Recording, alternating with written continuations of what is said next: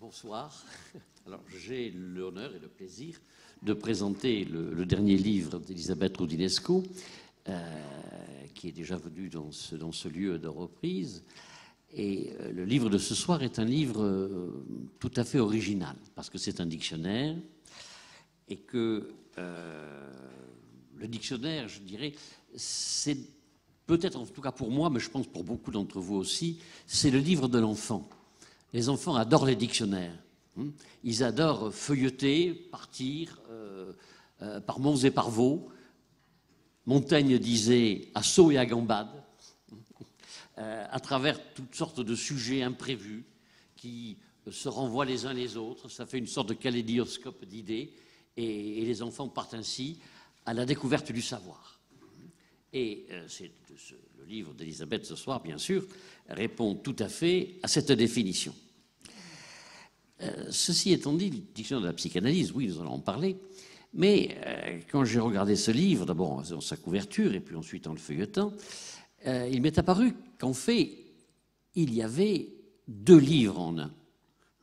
Il y a un dictionnaire amoureux de la psychanalyse, mais il y a en permanence, et traversant le premier, un dictionnaire amoureux d'Elisabeth Roudinesco. Voilà, hein, car c'est elle qui constitue l'auteur, mais en même temps le sujet du livre. D'ailleurs, l'éditeur ne s'y est pas trompé, qui a mis son portrait en première page, hein, pour dire voilà ce dont il s'agit. Mais là, véritablement, c'est celui d'Elisabeth. Alors, Elisabeth, avec, bien sûr, tous ses coups de cœur de l'histoire de la psychanalyse, tout ce qui l'a frappé dans cette histoire, et ce qui fait que le nouage entre les deux dictionnaires, c'est que Elisabeth Roudinesco est la fille d'une très très grande psychanalyste d'enfant, Jenny Aubry, et on peut donc dire qu'elle est tombée dans la psychanalyse comme Obélix était tombé dans le chaudron qui rendait d'une force extraordinaire, et que dans l'espace de la psychanalyse, elle était chez elle. Et que tous les grands noms de la psychanalyse française, qui sont des références littéraires pour la plupart d'entre vous, et pour moi aussi, bien sûr, c'était des personnes qu'elle a côtoyées, qu'elle a trouvées toutes petites. Elle était dans cet espace. Donc, la psychanalyse, elle est aussi à l'aise à l'intérieur de ce sujet qu'un poisson rouge dans son bocal. Et donc, ce livre, grâce à cette espèce d'imprégnation d'Elisabeth dans le champ de la psychanalyse, et sera, pour tous ceux d'entre vous qui le découvriront, un livre de découverte pour ceux qui ne connaissent pas la psychanalyse, et un livre de découverte tout à fait, je dirais, pédagogique, parce que c'est un livre qui n'a rien d'érudit, qui n'a rien d'austère, comme le sont tous les ouvrages. Si forcément, tout ouvrage qui s'appelle Histoire de la psychanalyse a un côté de démonstration, et il faut suivre de chapitre en chapitre les paysages qu'on nous propose. Là, c'est un kaléidoscope. Les paysages surgissent comme les personnages de façon imprévue. Et on les découvre, on les quitte alors qu'on ne les a pas tout à fait reconnus, mais c'est pour les retrouver ailleurs, hein, dans la rencontre avec une autre entrée. Hein. Et donc, c'est un espace tout à fait attractif et séduisant pour les profanes, et pour les spécialistes, c'est l'occasion de retrouver d'une façon inopinée ce qui a été connu et su au fil des années. Alors, la matière du livre explicite dans cet ouvrage, je ne vais pas le détailler, hein, mais ça pourrait être fait sur plusieurs entrées. La première, bien sûr, c'est la psychanalyse. Et la psychanalyse qui permet de rencontrer les grandes figures marquantes de la psychanalyse. Freud, bien sûr, hein, mais aussi les disciples de Freud qui ont été les plus chers au maître. Ferenczi, Rank, Tausk, qui a eu ce destin si tragique d'un suicide pathétique, après avoir été l'amant de Louis Andréas Salomé, la psychanalyse donc, mais aussi la littérature. Et là, on retrouve le panthéon littéraire d'Elisabeth Rodineszko. C'est-à-dire ses auteurs favoris, ils sont là, parfois au premier rang. Hein. Alors, forcément, Elisabeth en a poussé d'autres, parce qu'elle apprécie moins. Hein. Mais on retrouve donc au premier rang, je dirais, ces deux auteurs chéris, hein, que sont Victor Hugo et Alexandre Dumas. Voilà. Et puis aussi, au fil des pages, Rimbaud, le voyant, Mallarmé, qui a apporté une révolution radicale dans l'histoire de la poésie, et qui est, je crois, Mallarmé, en revanche, le grand absent de l'œuvre de Lacan. Voilà. Mais il est tout à fait présent chez Elisabeth, en revanche. Et puis, bien sûr, aussi, Bataille, qui a été une des figures référentielles majeures de la psychanalyse, et nommément de Lacan, bien sûr. Et puis, il n'y a pas que ces éléments de la culture. Hein.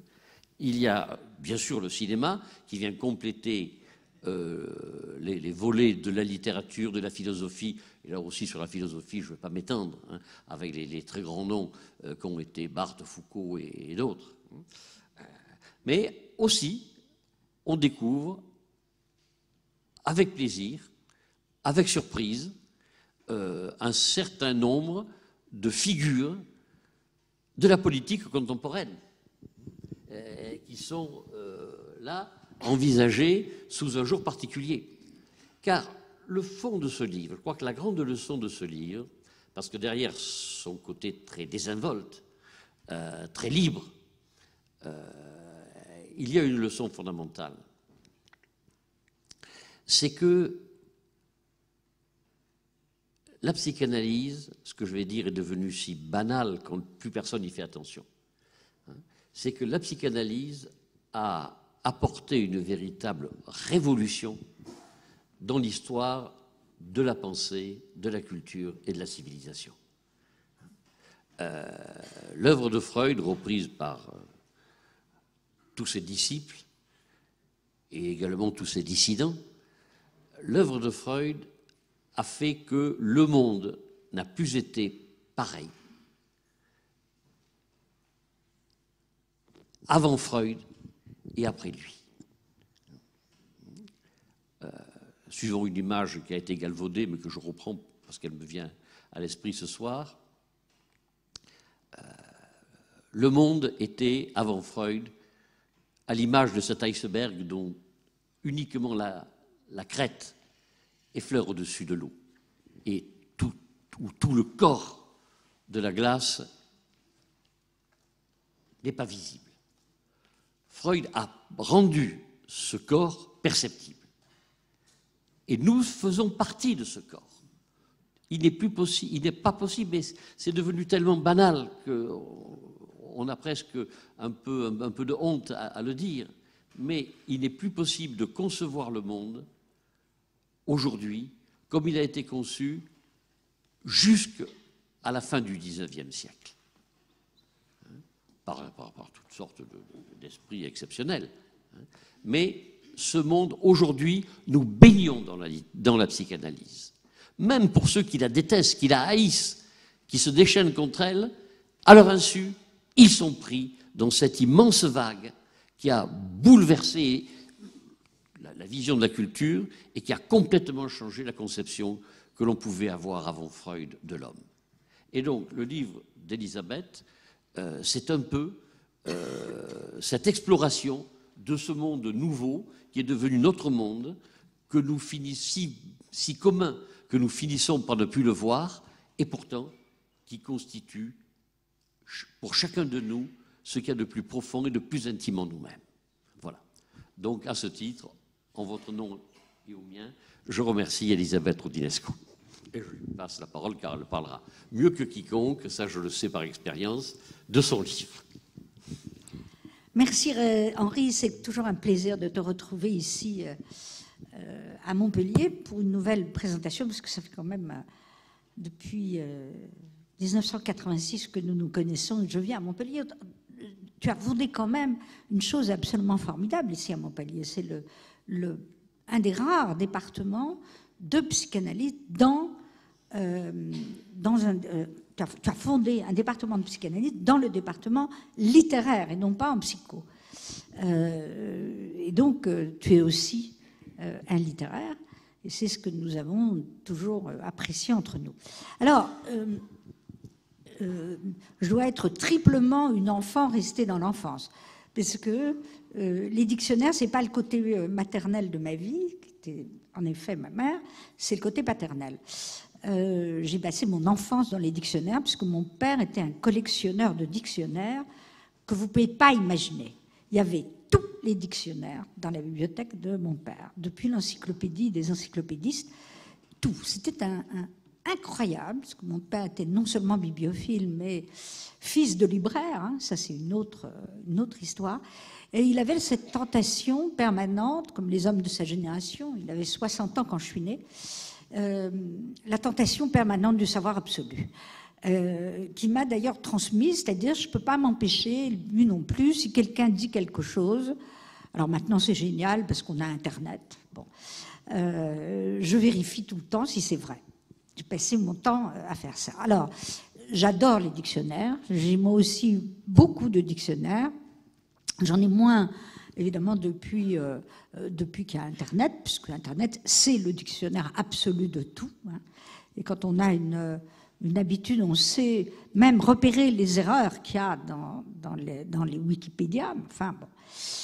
Alors, pour ce dictionnaire, j'avais signé le contrat depuis très longtemps à Jean-Claude Simoen. Mon problème était majeur, c'est que j'en avais déjà écrit un autre avec Michel Plon, qui était, lui, un vrai dictionnaire de la psychanalyse, 2 millions de signes, réédités en permanence, où il y a alors là tout le travail d'érudition, il est mondial, il y a les entrées des acteurs, des pays, etc. Donc là, il fallait que je fasse un contre-dictionnaire.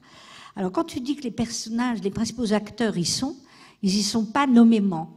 D'où le fait que j'ai voulu qu'il y ait quand même un index des noms, parce qu'on ne trouve pas, on trouve ni Freud, ni Ferenczi, ni Rank, ni personne. Il n'y a pas d'entrée sur les principaux acteurs du mouvement. Mais ils sont ailleurs, ils y sont partout autrement. Donc, au passage, là, la jaquette, je trouve que la photo est très réussie, mais toutes les nouvelles jaquettes des dictionnaires amoureux, il y a la photo des auteurs. Bon, ils ont voulu personnaliser, parce qu'en effet, le principe même du dictionnaire amoureux, c'est qu'il est écrit à la première personne et qu'il est subjectif, qu'on n'a absolument aucune autre contrainte pour faire ça. On s'amuse beaucoup à écrire ça. Alors, j'ai centré sur le principe de l'inventaire et des listes subjectives. Donc d'abord, je suis partie en effet de cette idée que la psychanalyse, grande invention de la culture occidentale, est un phénomène urbain. Donc, il y a les villes que j'aime, les villes que j'ai visitées, et de toute façon, les villes. Voilà. Donc on trouve évidemment Ferenczi à Budapest, Freud à Vienne, on trouve plutôt, il n'y a pas de concept non plus. Hein. Il y a des titres de films, il y a des romans, il y a ce que j'ai appelé les entrées décalées, hein. C'est-à-dire à l'entrée hypnose, je ne parle pas de l'hypnose, mais je parle de Joseph Balsamo, en effet, d'Alexandre Dumas. Il y a énormément d'écrivains, et donc il y a ces villes en permanence. C'est vrai qu'il est très autobiographique. À l'entrée livre, il y a l'amour des livres que j'ai moi, et puis là je rends quand même un grand hommage aux psychanalystes qui sont malmenés souvent aussi, mais enfin en disant que c'est quand même les cabinets de psychanalystes m'ont toujours beaucoup intéressé, parce que je pense que les cabinets de psychanalystes doivent être des lieux de culture, et que je ne vois pas comment on peut aller chez un psychanalyste où il n'y aurait pas de livres dans la bibliothèque, où ce seraient des cabinets de groupes modernes. Je ne peux pas imaginer, moi, d'aller chez un psychanalyste où il n'y aurait pas de la culture partout. Le mien avait plein d'objets, plein de livres, plein de... Voilà. C'est né aussi comme ça. Et j'ai fait une entrée divan. Je me suis amusée quand même dans cet esthétisme aussi. Par exemple, si je prends l'entrée divan, vous n'imaginez pas à quel point le divan est devenu un objet de culture. Il y a eu un nombre d'expositions sur les divans fous, les divans démoniaques, les divans délirants, les divans... le divan est devenu un objet d'art. Au point, par exemple, qu'Andy Warhol a fait un divan tout à fait extraordinaire. Et donc, il y a des expos de divans. Ça aussi, j'ai essayé de le montrer. Il y a des œuvres d'art, évidemment, qui ramènent à des débats importants. L'origine du monde de Courbet, qui me permet de développer beaucoup de choses aussi sur Magritte. Donc, chaque entrée se développe de façon associative. Au fond, la méthode associative est employée. Par exemple, l'entrée auto-analyse, je ne parle pas du tout de l'auto-analyse de Freud, qui d'ailleurs n'a pas existé, puisque c'est inventé par lui, mais je parle d'un texte admirable de Pierre Bourdieu, qui s'appelle « Esquisse d'une auto-analyse », que j'ai énormément aimé, donc il y a tout ça. Il y a des entrées sur des controverses, enfin, voilà, sur tous les musées, la muséographie, donc musée Freud de Londres, bien sûr, musée de Vienne, et puis des lieux que j'aime beaucoup, le musée des rêves de Freud à Saint-Pétersbourg, et le musée consacré à Reich, qui s'appelle Organon, qui est un lieu inouï. Je vous conseille d'aller visiter. Et donc voilà, c'est en effet infini. Il y a 89 entrées. Il aurait pu y en avoir 300. C'est-à-dire que c'est infini. Hein. À un moment donné, on ne s'arrête. On est pris par une espèce de drogue des entrées, des inventaires. C'est vrai que le modèle est un peu Georges Perec, qui a une entrée, lui, pour son fameux roman W, le souvenir d'enfance. Et bien sûr, il y a les entrées enfance, femmes. Il y a Lou Andrea Salomé comparé à la chanteuse Barbara, puisque c'est la ville de Göttingen, donc voilà. Je suis un petit peu... Voilà un peu la structure, en tout cas, les listes, les inventaires. Tu as oublié tout à l'heure, il n'y a pas que des écrivains français, Philippe Roth a une entrée, lui, personnalisée, puisque tous ses livres ont pour sujet quelque chose de la psychanalyse. Il y a une entrée Bardamu qui renvoie pas à Céline, mais à un écrivain contemporain que j'aime beaucoup, Patrick Modiano, qui a fait un livre admirable qui s'appelle La place de l'étoile, où il est question de la rencontre de Bardamu avec Freud à Vienne. Donc il y a cette thématique qui est présente en permanence. Il y a la plus longue entrée du dictionnaire, c'est amour. Là, c'était absolument un sujet qu'on ne peut pas traiter, amour. Tellement c'est vaste. Donc j'ai choisi des correspondances amoureuses. Avec cette remarque que je fais, je me suis aperçue que dans les correspondances amoureuses de la deuxième moitié du XXe siècle, et encore plus, le nom de Freud est très souvent présent. C'est-à-dire qu'en fait, Freud, la psychanalyse, sont présents dans la culture, enfin, ce que tu viens de dire, de façon tout à fait incroyable. C'est une des raisons pour lesquelles je pense qu'il n'est pas du tout de l'intérêt des psychanalystes et de la psychanalyse aujourd'hui de se tourner trop vers les neurosciences ou la psychologie médicale, parce que je crois que les progrès dans le fonctionnement du cerveau sont tels que la neurologie est devenue une science médicale. Donc, alors que plus la médecine fait des progrès scientifiques, plus la psychanalyse me semble, en tout cas l'approche psychanalytique me semble nécessaire du point de vue littéraire. C'est pas du tout, les domaines sont séparés et il faut qu'ils soient conservés de façon séparée. Je ne crois pas du tout que l'inconscient cognitif des neurosciences, c'est-à-dire la plasticité cérébrale, je ne crois pas qu'on va trouver quelque chose comme la localisation de l'inconscient freudien, ce dont rêvent aussi et les psychanalystes et les neurologues. Vous savez qu'il y a maintenant une discipline qui s'appelle neuropsychanalyse, qui est très développée dans le monde anglophone et qui essaye au fond de faire des liens entre les neurones qui provoquent des émotions et puis l'inconscient de Freud. Donc j'ai failli, et je ne l'ai pas fait, faire une entrée cerveau pour montrer à la fois les impasses, les avancées, etc. Et puis j'ai un peu capitulé. J'ai bien sûr une entrée rêve, qui pourrait être illimitée, mais j'ai choisi aussi de raconter des récits de rêve. Le dictionnaire, tu l'as bien vu, je l'ai conçu comme une leçon de choses. La théorie n'y est pas. Je n'ai pas voulu de conceptualité et théorie, parce que c'est ailleurs, mais des histoires, des inventaires, des listes. Par les temps difficiles que nous vivons, ça a été un grand plaisir d'écrire ça pendant un an.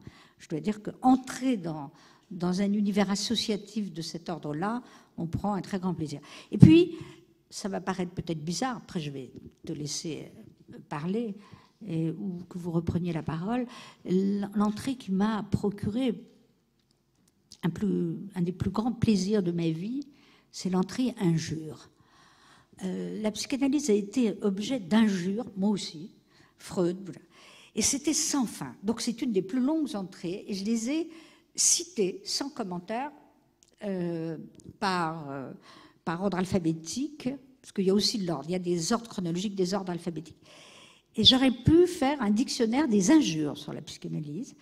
Elles sont inimaginables. Donc je vous renvoie à injures qui vont depuis le début du XXe siècle jusqu'à nos jours, où là on repère très bien, même sans commentaire, hein, je fais un tout petit commentaire, injures antisémites bien sûr, permanentes, injures sur le sexe, injures sur les personnes. C'est quelque chose qu'il faut absolument lire. Surtout que j'ai ajouté des injures des psychanalystes entre eux. Parce que Lacan a été un des grands injurieurs de l'histoire de la psychanalyse, avec une certaine flamboyance. Hein. Il s'injurie lui-même, il injurie tout le monde. Et puis alors, il y a évidemment, c'est antisémitisme, misogynie, homophobie. C'est incroyable que c'est présent. Et la psychanalyse est injuriée comme une femme. Donc j'ai comparé avec la manière dont a été reçu le livre de Simone de Beauvoir, Le deuxième sexe, hein, avec les mêmes injures. Donc, voilà. L'entrée sexualité, il n'y en a pas. J'ai fait sexe, sexe et genre, mais je n'ai pas beaucoup traité ce qui est central, évidemment. Ça m'ennuie un petit peu de re-rentrer dans les débats sur la question. Il y a pas mal de choses. Et donc, voilà un petit peu ce que c'est. Et puis, en effet, il y a des entrées qui m'ont intéressée. J'ai fait une entrée spécifique sur les présidents américains. Parce que la question s'est vraiment posée aux États-Unis, longuement, depuis que Freud avait coécrit avec William Bullitt le portrait du président Wilson, bien sûr après sa mort, où il montrait que le président Wilson était fou, en gros, hein, avec... Et la question se posait toujours aux États-Unis, plus qu'ailleurs, à partir de quel moment... l'idée de la folie au pouvoir, c'est vieux comme le monde. Hein, il y a énormément sur les empereurs romains, il y a beaucoup de textes sur cette question, mais la question dans les démocraties, à quel moment la pathologie d'un homme d'État l'empêche de gouverner? Donc c'est une vraie question. Et l'entrée sur les présidents américains m'a beaucoup intéressée parce que, par exemple, les pathologies de John Kennedy n'ont pas empêché que c'était un président capable de gouverner. Et là, on a eu, pour la première fois dans l'histoire des États-Unis avec l'élection de Trump, c'est la première fois qu'on a un comité d'experts psychiatres, avant son élection, qui ont demandé un empêchement en disant que là, pour la première fois, on avait un homme qui, compte tenu de sa pathologie, compte tenu de sa pathologie, de sa stupidité, du manque de son vocabulaire, était au fond pas en état de diriger la première puissance du monde. Il est passé quand même, mais là, ça revient de façon récurrente, vous avez pu le voir. Et ce sujet m'a évidemment beaucoup intéressée. Donc j'ai fait une entrée président américain, parce que c'est une particularité américaine de se poser ce problème. Et puis il y a une entrée évidemment Adolf Hitler, parce que c'est probablement sur Hitler qu'il y a eu un des plus grands nombres de livres consacrés à ces pathologies d'Hitler par des psychanalystes eux-mêmes. Je montre d'ailleurs l'échec de toutes ces psychobiographies consacrées à Hitler, y compris d'ailleurs Alice Miller, qui échoue en fait à expliquer ce que c'est que le nazisme. On n'en sort pas de cette histoire. Et ça m'a beaucoup intéressé de faire cette entrée Hitler, notamment aussi pour rendre hommage à un historien que j'aime beaucoup, qui est Jan Kershaw, qui a, dans sa immense biographie d'Hitler, 2 volumes, 2000 pages, invalidé la totalité des théories psychologiques sur Hitler, mais pour montrer qu'il était encore plus pathologique que ce qu'on pouvait imaginer, puisqu'il avait réussi le tour de force de mettre au pouvoir toutes les formes de pathologie dans la direction de l'État. Donc voilà, il y a aussi cet aspect-là que j'ai traité. Ben voilà.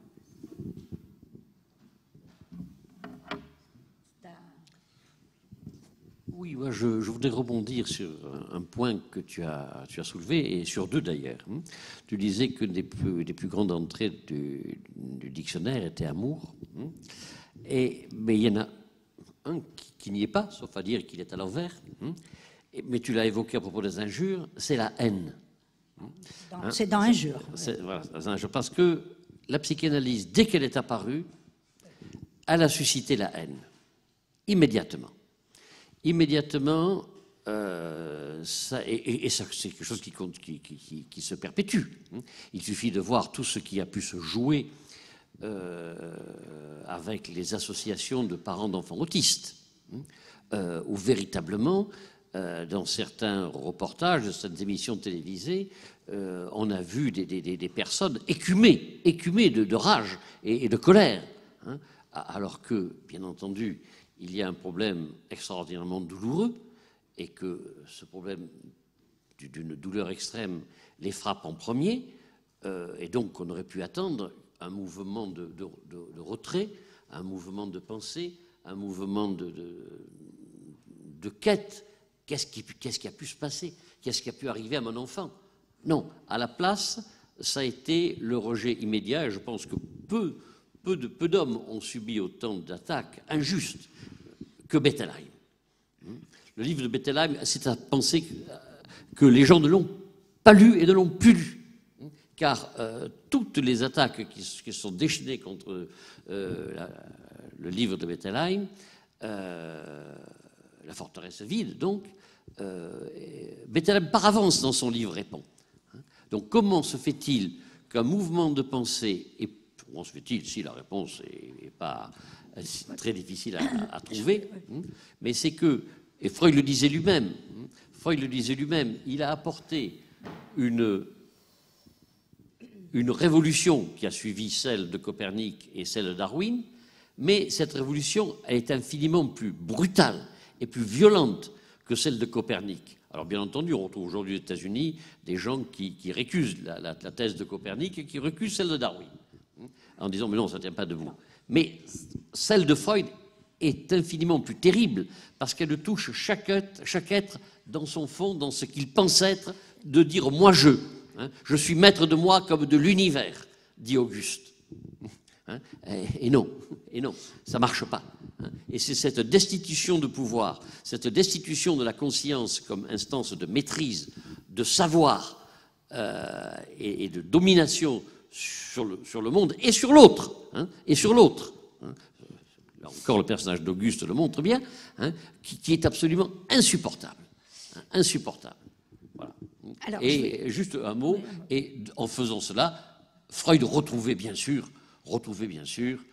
le Socrate du fronton de Delphes. Le cogitateur-même qui commence par destituer l'homme de son savoir, ça, à travers 2 millénaires, c'est un peu plus, c'est ce que Freud retrouve. Et c'est insupportable. Je vais me permettre de faire un petit bémol, parce que j'ai consacré 2 livres à la haine de Freud, 2 livres d'ailleurs collectifs, puis tout un séminaire. Alors, moi, évidemment, comme toujours, avec ma tendance au savoir absolu, et je dirais même au comparatisme, parce que le comparatisme m'intéresse de plus en plus, j'ai essayé d'étudier qui avait suscité autant de haine dans le même domaine. Alors, il n'y a pas seulement, évidemment, Darwin, Einstein. Il y a un livre entier qui a été consacré à Einstein par un type qui s'appelle Moatti, et qui a fait une étude de toutes les injures et de toute la haine qu'a suscité la théorie d'Einstein. Donc, Einstein, voilà. Et d'ailleurs, je le mets dedans dans les injures. Einstein, aussi insulté que Freud. Alors, évidemment, là, on se dit, bon, c'est la même chose, il a complètement renversé notre vision du monde, mais on a même accusé Einstein, d'ailleurs, de ne pas avoir lui-même inventé la théorie de la relativité, mais qu'il la devait à sa femme. Bon, on l'a accusé d'être un bourreau de son fils, on l'a accusé de tout. Comme c'est Einstein, Darwin et Freud, j'ai évité de dire qu'à chaque fois, c'était quand même des juifs, parce que Darwin ne l'est pas, mais Marx, autant que Freud. La somme d'horreurs qui ont pu être écrites, je dis bien sur Marx, pas sur le communisme, sur Marx, personnellement. Ça touche d'ailleurs toujours, de la même façon, à la vie privée, à la généalogie, au sexe. Alors, il y a une constante, en effet, c'est tout ce qui révolutionne notre façon d'être, de vivre. Oui, Einstein, Darwin, Marx, Freud. Il y a même une citation que je donne de Marc-Édouard Nable, le plus grand insulteur antisémite d'aujourd'hui, reçu sur les plateaux de télévision, qui a écrit un texte absolument inimaginable contre les trois. Il est antisémite, donc c'est Marx, Einstein et Freud.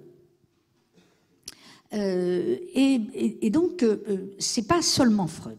Et puis, mondialement aussi, Sartre est un des philosophes les plus injuriés de toute l'histoire de la philosophie. Et ça continue.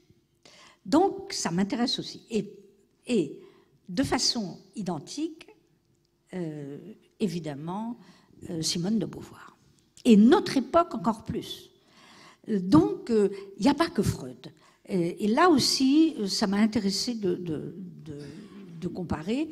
Là, il y aurait un livre entier à écrire sur qui est injurié, qui, pourquoi, et comment, etc. Alors, toujours, les femmes, le sexe, la révolution, et aujourd'hui, j'ajouterais la totalité des grands révolutionnaires français. Je dis bien la totalité. Danton, Robespierre, Marat, c'est inimaginable dans quelle époque nous vivons où sont revenues toutes ces injures. Donc, je mets un petit bémol. Alors, d'autre part, en ce qui concerne pas seulement l'autisme, je pense que les psychanalystes sont en partie responsables aussi de ce qui leur arrive. C'est un milieu d'injurieurs. Et ça, je le dis. Il y a les injures des psychanalystes qui ne sont pas piquées des vers. Alors, sont-elles la réaction aux injures? Oui, mais pas seulement. Il y a chez les psychanalystes, alors Lacan, oui, Lacan étant génial, les injures ont quelque chose de génial. Bon, mais enfin, tout de même, quand il traite les psychanalystes de canailles, quand il dit que ce qu'il a inventé, c'est une escroquerie. Alors évidemment, comme c'est Lacan, j'ai d'ailleurs fait une entrée sur les sentences maximes de Lacan. Quand c'est Lacan, on a tendance à dire, bon, c'est comme Salvador Dali, il y a une part de provocation. Mais il y a des moments quand même, il y va gaiement, hein, et il est injurieux, pareil. Alors, quant à ses disciples, ça dépasse l'entendement. J'ai cité Mallement, Jacques-Alain Miller, etc. C'est inimaginable la somme d'injures. Donc, ils sont aussi en partie responsables. Ils ont injurié les parents d'enfants autistes, ils ont injurié les homosexuels. C'est quelque chose de fou. Il y a des injures homophobes chez les psychanalystes qui sont considérables. Et donc, je mets ce bémol que c'est un milieu aussi très injurié, mais injurieur. Comme j'ai fait sur le mode leçon de choses, et que ça s'appelle dictionnaire amoureux de la psychanalyse et pas dictionnaire amoureux de l'antifreudisme. Donc, évidemment, on voit bien où je suis. Mais je n'épargne pas non plus les psychanalystes. C'est plus injurieux que d'autres milieux. Les querelles entre philosophes, entre sociologues, elles sont terribles. Elles peuvent être terribles. Je distingue les querelles des controverses, hein, qui sont normales. J'aime beaucoup les controverses, je les fais à l'entrée des cartes. J'aime beaucoup les controverses parce que je fais partie des gens qui sont incapables de choisir. À la différence de mon ami Riflot, dans une controverse, ce que j'aime, c'est que les deux ont raison. J'ai jamais pu donner raison plus à Derrida qu'à Foucault sur le statut de la folie. Et ce que j'adore, c'est de ne pas être capable de choisir. Ça, c'est un vieux débat d'avant-garde, mais que vous retrouvez partout. Préférez-vous le football ou le rugby? Préférez-vous le Bourgogne ou le Bordeaux? Préférez-vous le Prosecco au Champagne? Préférez-vous Flaubert à Balzac? J'ai toujours répondu les deux. Je peux pas, j'aime les deux. Et quand on aime les deux, on est très injurié. Bon. Donc, je fais une incise. Mais ce statut quand même de la haine, c'est absolument sûr que Freud a suscité de la haine, mais les psychanalystes ont répondu avec des arguments de haine. Et en plus, je dirais qu'il y a des moments où la haine était valable. Quand dans la première société viennoise, on a, d'ailleurs, c'est un grand humoriste qui est Karl Kraus, grand insulteur de la psychanalyse, mais il avait ses raisons. Mais quand même, quand vous regardez les séances, le verbatim des séances de la première société psychanalytique viennoise, qu'est-ce qu'ils insultent? Qu'est-ce qu'ils insultent les femmes? Qu'est-ce qu'ils sont dogmatiques? Comment ils vivent aussi leur discipline comme une véritable mission de transformer le monde, mais quelquefois avec un fanatisme religieux très fort. Donc, il y a de la haine aussi de ce côté-là. Et pour avoir étudié les conflits dans l'histoire de la psychanalyse, si je compare avec les conflits dans d'autres domaines, entre psychanalystes, c'est terrible. Voilà. Alors, est-ce que ça tient? J'ai quelques idées. Je crois que les querelles, controverses les plus dures dans le domaine intellectuel sont en fait tempérées souvent par le fait qu'ils sont à l'université et ils sont obligés de fréquenter leurs adversaires, d'être dans les mêmes jurys de thèse, d'être... Toi qui es universitaire, tu le sais, on ne peut pas se permettre à l'université d'insulter le collègue d'à côté.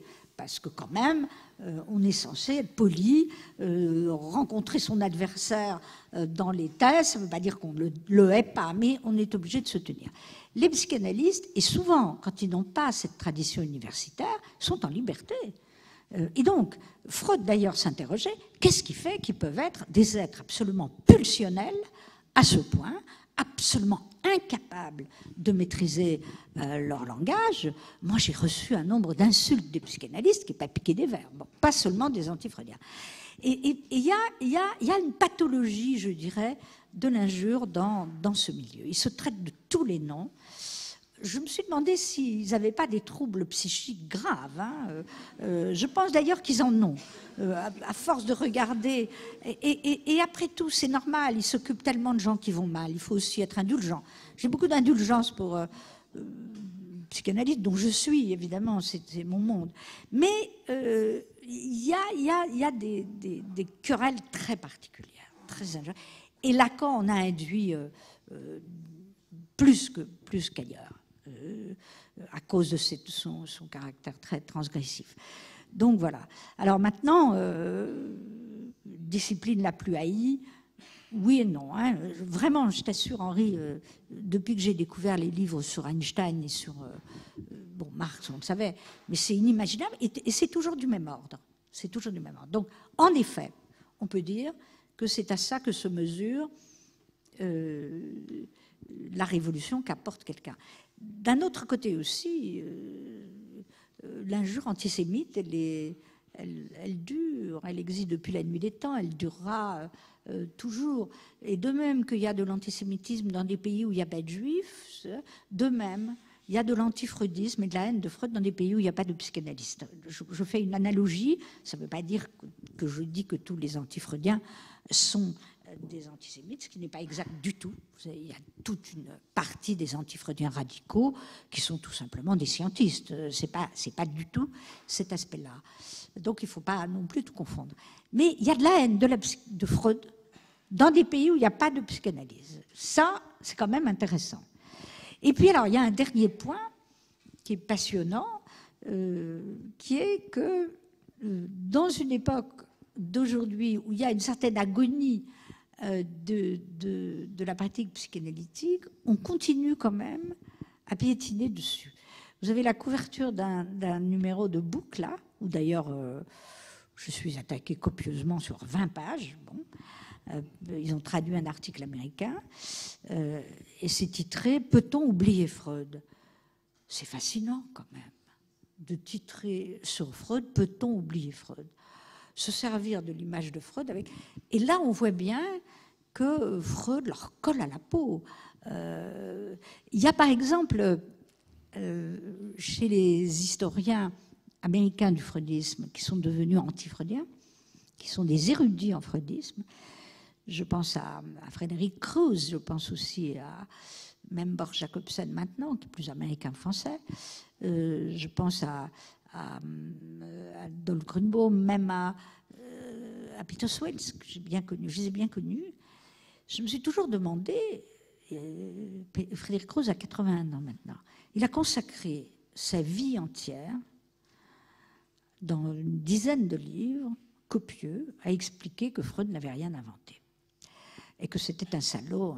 On se pose quand même la question. On se pose la question de cette passion qui est que il y a des gens qui passent leur vie à prendre pour objet un type qu'ils haïssent, qui n'a rien inventé, pour essayer de démontrer que ça n'est rien, et donc à se poser cette question absurde, pourquoi la civilisation occidentale et ailleurs continue à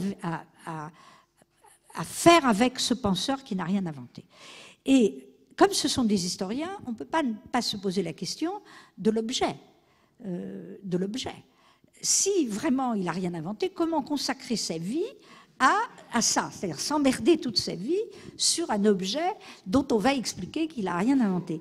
Alors là, j'ai toujours repris ma comparaison avec ce grand historien qui est Jan Kershaw, qui est l'historien du nazisme et le biographe de Hitler. Il s'est posé lui-même la question, comment j'ai passé ma vie à étudier la chose la plus monstrueuse du XXe siècle? Mais au moins ça a un sens, parce que ce n'est pas du tout pour démontrer qu'il n'a pas existé, ni qu'après tout, c'est pour démontrer les horreurs.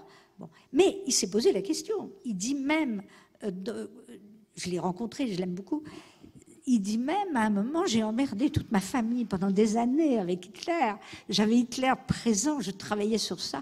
Comment j'ai pu faire pour travailler sur l'horreur? Et évidemment, il explique comment il a travaillé sur l'horreur, mais c'est positif. Hein. Il s'agit de faire comprendre au monde entier ce qu'a pu être une des plus grandes horreurs du XXe siècle. Là, on comprend. Mais s'acharner sur Freud jusqu'à l'âge de 90 ans, mourir avec ça, pour expliquer qu'il n'a rien inventé, on se dit il y a une passion spécifique. Et il y a cette même passion, en effet, chez les créationnistes.